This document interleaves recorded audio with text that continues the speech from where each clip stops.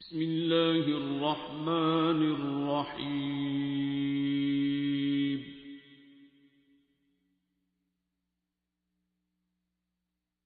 الرحمن. بسم اللہ الرحمن الرحیم. اللہ رب العزت کی ذات کا بے پایہ لطف و کرم، فضل، شکر اور احسان ہے کہ جس نے ہمیں اپنے اور اپنے پیارے حبیب صلی اللہ علیہ وآلہ وسلم کے ذکر میں کچھ دیر بیٹھنے کی توفیق نصیب فرمائی. اس توفیق پر ہم اللہ رب العزت کی ذات کا جتنا بھی شکر ادا کریں بے شک وہ کم ہے. حضور سیدنا صوفی برکت علی لدھیانوی رحمۃ اللہ تعالیٰ علیہ فرماتے ہیں کہ بیٹا فاذکرونی اذکرکم کا مطلب یہ ہے کہ ذکر کے بدلے ذکر کا وعدہ ہے، اور فرماتے ہیں کہ بندے کی کہاں شان ہے کہ وہ اللہ کا ذکر کرے. یہ اللہ ہی کی شان ہے کہ جس کا وہ ذکر کرتا ہے وہ بندہ پھر اللہ کا ذکر کرتا ہے. تو یہ میرے لیے بھی بہت بڑی خوش نصیبی ہے کہ میں اپنے ہی شہر میں اس کالج کے سامنے آج بولنے کی سعادت حاصل کر رہا ہوں جہاں میری اپنی بہن بھی پڑھی ہوئی، میری سب کزنس یہیں سے پڑھی ہوئی ہیں، اور میری بڑی بہن جو ہیں وہ مجھے نہیں پتہ ادھر شاید مسز قمر جب پرنسپل ہوتی تھیں تو انہوں نے ضلع میں ٹاپ کیا تھا، ضلع شیخوپورہ میں FSC پری میڈیکل میں ان کا ٹاپ تھا. تو یہ میری بہن کی بھی وہ کل مجھے کہہ رہی تھی، میں نے انہیں بتایا تھا جانا ہے تو بڑی خوش ہو رہی تھی کہ تم وہاں جا رہے ہو. تو میں پروگرام کی طرف آؤں گا کہ اللہ پاک نے قرآن پاک میں فرمایا وَعَلَّمَ آدَمَ الْأَسْمَاءَ كُلَّهَا. مشہور واقعہ ہے، ہم یہی بتانے کی کوشش میں لگے ہوئے ہیں، خود بھی سمجھنا ہے اور آپ کو بھی سمجھانا ہے کہ اللہ پاک نے فرشتوں کے سامنے ایک سیمینار کیا. اس میں ظاہر سارے فرشتے تھے، جنات تھے، سب تھے، حضرت شیطان بھی تھے. تو اللہ پاک نے آدم علیہ السلام کو جب یہ فرمایا کہ یہ میرا نائب ہے، میرا خلیفہ ہے، تو خلیفہ بنانے کی اللہ رب العزت نے ریزن کیا دی، اس سپریمیسی کی ریزن کیا تھی؟ وہ یہ لفظ تھا وَعَلَّمَ، میں نے آدم کو علم دیا. اور جب فرشتوں نے یہ کہا کہ یہ انسان فساد کرے گا تو اللہ رب العزت نے فرمایا کہ میں جانتا ہوں کہ یہ فساد کرے گا. اور فرشتوں کا یہ خیال تھا کہ وجہ نیابت، وجہ خلافت عبادت ہے، تسبیح ہے، ذکر ہے، اذکار ہیں، جس کو ہم بھی سمجھتے ہیں، نو ڈاؤٹ ہے، اس میں کوئی اختلاف کی بات نہیں ہے. لیکن صرف اگر عبادت، صرف ریاضت، صرف تسبیح، صرف سجدہ یہی عبادت ہوتی تو واقعتاً فرشتوں کا گمان ٹھیک تھا کہ ان کو وہ خلیفہ ہونا چاہیے تھا، کیونکہ ہم تو اتنی عبادت نہیں کر سکتے جتنی فرشتوں نے کی. تو یہ کون سا علم تھا جو اللہ نے آدم علیہ السلام کو عطا کیا اور آدم علیہ السلام کی تمام مخلوقات پر فضیلت کا باعث بنا. تو اللہ پاک نے فرمایا کہ آدم کو جو میں نے علم عطا کیا ہے وہ علم یہی ہے کہ وہ وَنَفَخْتُ فِيهِ مِن رُوحِي کا راز جانتا ہے. اب یہ کیا ہے؟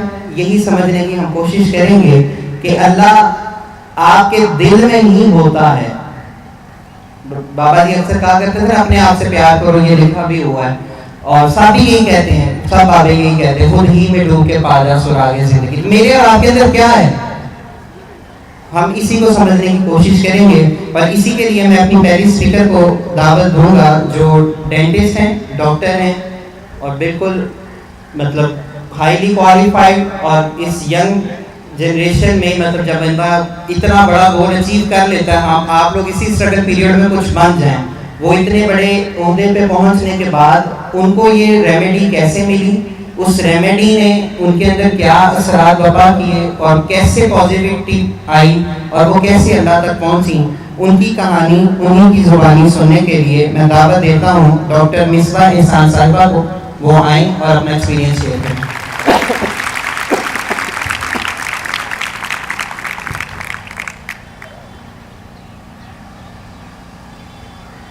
السلام علیکم. پہلے تو مجھے بہت خوشی ہو رہی ہے کہ مجھے موقع ملا ہے یہاں پہ بات کرنے کا، اور یہ پہلی بار ہے کہ میں اتنے لوگوں کے سامنے بات کر رہی ہوں، اور یہ سب اسی کی ادا ہے، اس نے مجھے اس قابل سمجھا ہے. میں بھی آپ لوگوں کی طرح ایک طالب علم ہی ہوں، ابھی بھی پڑھ رہی ہوں، مزید پڑھوں گی. یہ تو ایک زندگی کا سلسلہ ہے کہ آپ علم حاصل کرو اس کو، اور اچھے سے حاصل کرو. دعا سے متعلق جو میرا ایکسپیرینس ہے، میں 12 سال کی تھی، اور 12 سال سے پہلے تک تو زندگی بہت اچھی چل رہی تھی، جیسے آپ چاہتے ہیں، یا آپ کے اماں ابا کی ساری خواہشیں پوری کر رہے ہوتے ہیں اور سب کچھ ٹھیک چل رہا ہوتا ہے. لیکن ایک دم سے کوئی اللہ کی طرف سے ایسا چینج آیا. 12 سال کی عمر میں میرے ابو فوت ہو گئے، اور پتہ نہیں کیا اٹیچمنٹ تھی ان سے بہت زیادہ، یا پیار تھا، یا میں ان پہ بہت زیادہ ڈپینڈ کرتی تھی. تو وہ جو سال تھا، یا وہ جو ٹرن تھا میری لائف کا، بہت بڑا ٹرن تھا میرے لیے. زندگی اوپر نیچے آگے پیچھے لیفٹ رائٹ سب کچھ ہو گئی، سیدھی نہیں رہی، کیونکہ جو میں نے سوچا ہوا تھا کہ میں ان کے لیے کروں گی، وہ بھی میں نے چھوڑ دیا. یہ ڈاکٹر بننا ان کی خواہش تھی، تو اس وقت تو اس عمر میں تو میں نے یہ سوچا کہ میں نے نہیں کرنا. ابو نہیں رہے تو کچھ نہیں رہا، نہ میں نے جو وہ چاہتے تھے کہ اچھا پڑھوں اور زندگی اچھی گزرے، یا ان کے مطابق میں جس طرح گزاری تھی ویسے گزاروں، میں نے کچھ بھی نہیں کرنا. ایک ضد تھی، اور یہ ضد میری اللہ سے تھی. بہت ناراض تھی کہ میرے ابو کو کیوں لے گئے ہو. اس دن سے ناراضگی شروع ہوئی ہے، اور وہ چلتی رہی ہے. اس کے بعد ایسا ہوا ہے کہ اماں بیچاری اپنے کام میں تھی، ان کو اتنا ہوش نہیں رہا کہ مجھے سنبھالنا ہے یا بھائی کو سنبھالنا ہے. بھائی ویسے ہی تھوڑا کیئرلیس ہے، وہ دھیان نہیں دیتا تھا. تو میں پھر کہا کہ چلو میں اپنی دنیا میں مگن رہتی ہوں، جو مجھے ٹھیک لگتا ہے میں وہ کروں گی. اور آپ خود حساب لگا سکتے ہیں اس چیز کا کہ جتنا فادر کا امپیکٹ ہوتا ہے اتنا مدر کا نہیں ہوتا. فادر زیادہ سختی بھی کرتے ہیں، پیار بھی کرتے ہیں، لیکن اس وقت تو کوئی ایسا نہیں تھا جس کا کوئی امپیکٹ رہتا. تو میں نے اپنی طرف سے ہی اپنی ڈائریکشن چوز کر لی کہ چلو غلط بھی ہے تو میرے لیے ٹھیک ہے. جب آپ غلط کر رہے ہوتے ہو تب آپ کو نہیں پتہ چل رہا ہوتا کہ وہ غلط ہے آپ سب کے لیے یا اپنے لیے، آپ بس کر دیتے ہو. اسی طرح نہ گھر سے پیار ملا، اماں سے نہ بھائی سے. پھر دوستوں کی طرف گئی کہ چلو کسی طرح یہ مجھے اپنے سرکل میں ایڈ کر لیں یا مجھے کسی طرح اپنا دوست بنا لیں. میری انٹینشن صرف یہی ہوتی تھی کہ مجھے دوستی چاہیے، پیار چاہیے. لیکن وہ لوگ مجھ سے ایسے بھاگتے تھے جیسے پتہ نہیں کیا غلط کر رہی ہوں میں. ٹھیک ہے اپنی طرف تو میں غلط کر رہی تھی، لیکن اس وقت مجھے بتانے والا کوئی نہیں تھا. ان دوستوں نے بھی ساتھ چھوڑ دیا یہ کہہ کے کہ یار تم کچھ زیادہ ہی آزاد خیال ہو، تو ہمیں تم سے دوستی نہیں رکھنی. میں نے کہا ٹھیک ہے. وہ ایک الگ نفرت میرے دل میں بیٹھی، اور پتہ نہیں یہ کب سے بیٹھی جا رہی تھی اور اکٹھی ہوئی جا رہی تھی. اور ناراضگی ساری پھر بھی اللہ سے تھی. اللہ کو یہ کہنا کہ میں نے کیا کیا، میرے ساتھ کیوں اس طرح کر رہے ہو. ایک تو میرے ابو کو لے گئے ہو، نہ مجھے کہیں سے پیار ملے، نہ مجھے کوئی میرے ساتھ میرے دوست صحیح رہ رہے ہیں. ان کی بھی لسٹ تیار کی میں نے اللہ کے سامنے کہ اس کو بھی آپ نے پکڑنا ہے، اس کو بھی نہیں چھوڑنا ہے، اس نے میرے ساتھ بہت برا کیا ہے، اس کو تو زیادہ پکڑنا ہے. یہ میری اتنے سالوں سے، میں اس کو پتہ نہیں کیا نام دوں، لیکن اللہ سے لڑائی تھی. میں نے بہت گلے شکوے کیے اس سے، اس کے سامنے شکایتیں بھی رکھی بہت سے لوگوں کی. اور وہ اس طرح کی نفرت جمع ہوتی گئی، اتنی زیادہ ہو گئی کہ پھر میں نے سمجھ لیا کہ میں ایسی ہی ہوں. مجھے وہی آ کے کہتا تھا کہ نسبہ تم یار غلط کرتی ہو، اتنا غصہ کرتی ہو اور لوگوں کے ساتھ تم بہت برا کرتی ہو. میں آگے سے یہ کہتی تھی کہ میں ایسی ہوں، تم نے رہنا ہے رہو، نہیں رہنا نہ رہو. اتنا ایگریشن تھا. اور یہ ایک دن یا 2 دن یا کسی انسان کی وجہ سے یا کچھ مہینوں میں نہیں بنتا, یہ بہت سالوں سے تھا. اور میرے ہی اندر فالٹ تھا, میری ہی اندر غلطی تھی کہ میں پہچان نہیں رہی تھی, اپنے آپ کو بھی نہیں اور اپنے اللہ کو بھی نہیں. پھر اس طرح ہوا کہ مجھے ایک دوست نے, اللہ بھلا کرے اس دوست کا, انہوں نے بتایا کہ ایک تھراپسٹ ہیں, وہ تھراپی کراتی ہیں اور اس سے لوگ ٹھیک ہوتے ہیں. تو میں نے کہا مجھے تو کوئی بیماری نہیں ہے, میں نے کیا ٹھیک ہونا ہے. تو انہوں نے کہا نہیں تم بس جاؤ, تمہیں نا غصہ بہت آتا ہے تو, اور تم معاف نہیں کرتی ہو لوگوں کو, یا تم پکڑ کے رکھتی ہو ان کو, تو تمہیں جو ضرورت ہے ایسے کسی انسان کی.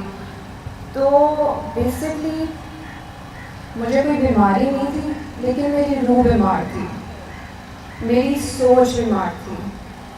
اس کی طرف تو ہم دھیان نہیں دیتے, ہم اپنی بیماری کو دیکھتے ہیں جو ہمیں نظر آ رہی ہوتی ہے, لیکن اپنی روح کو کوئی نہیں دیکھتا کہ اس کو سب سے زیادہ پاک ہونے کی ضرورت ہے, صاف ہونے کی ضرورت ہے.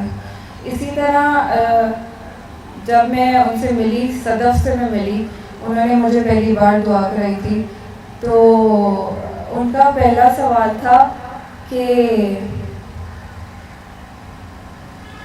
اللہ کہاں ہے, اللہ کیا ہے.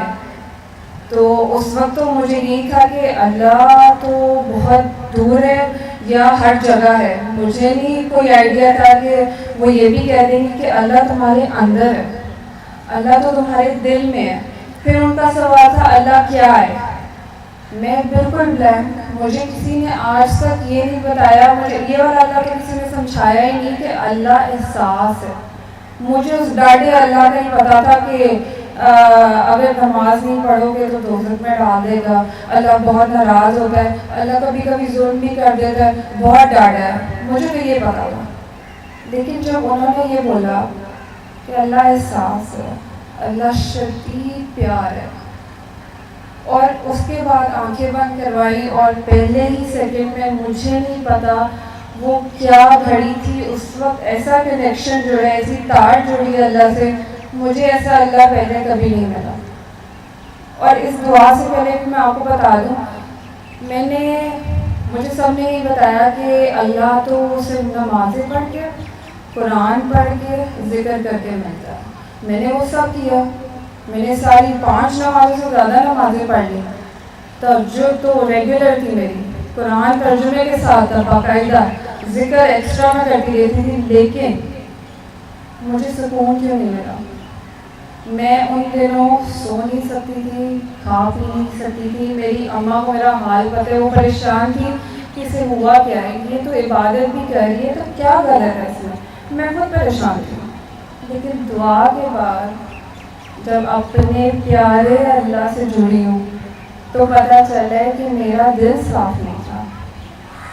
میں نے سب کو معاف نہیں کیا ہوا تھا, میں نے سب کو گچی سے پکڑا ہوا تھا, اور میں نے کہا تھا کہ اس کو بھی چننا ہے, اس کو بھی چننا ہے. لیکن اللہ سب سے بہت پیار کرتا ہے. جتنا میں سوچتی ہوں کہ وہ مجھ سے پیار کرتا ہے, اتنا وہ ہم سب سے برابر کا پیار کرتا ہے, 70 ماؤں سے زیادہ. ایک ماں کتنا پیار کرتی ہے اپنے بچے سے, اسے تھوڑی سی چوٹ ہی لگ جائے تو اس کی تو وہ تو بس کہتی ہے کہ کسی طرح میں مرہم پٹی کر دوں, میں اس کے ساتھ بیٹھی ہوں جب تک اس کا زخم ٹھیک نہ ہو جائے. ہر ماں ایسی ہے, اور وہ 70 ماؤں سے زیادہ ہے. یہ پیار مجھے آج تک کبھی محسوس نہیں ہوا تھا اس کو لے کے.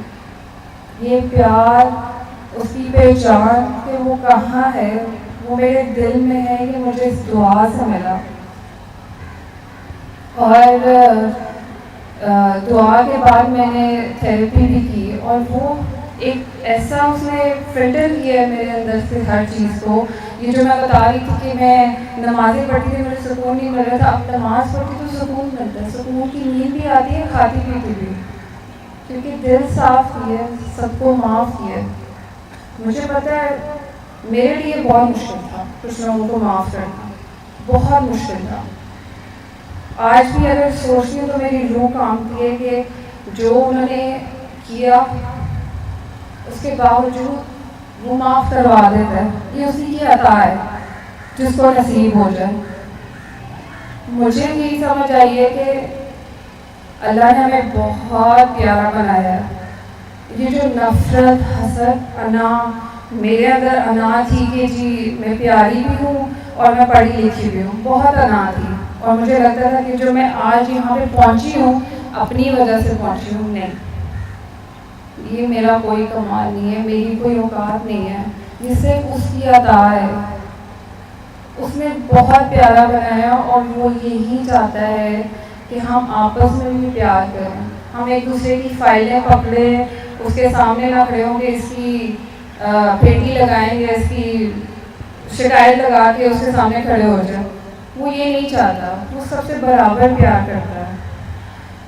آپ سب بہت پیارے ہیں، آپس میں بھی پیار بانٹیں اور پیار ہی بن جائیں. باقی سب اس کی عطا ہے. نیت اچھی ہو اور طلب سچی ہو. تھینک یو سو مچ. علم القرآن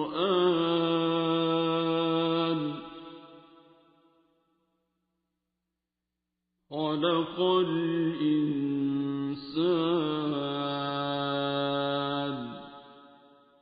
علمه البيان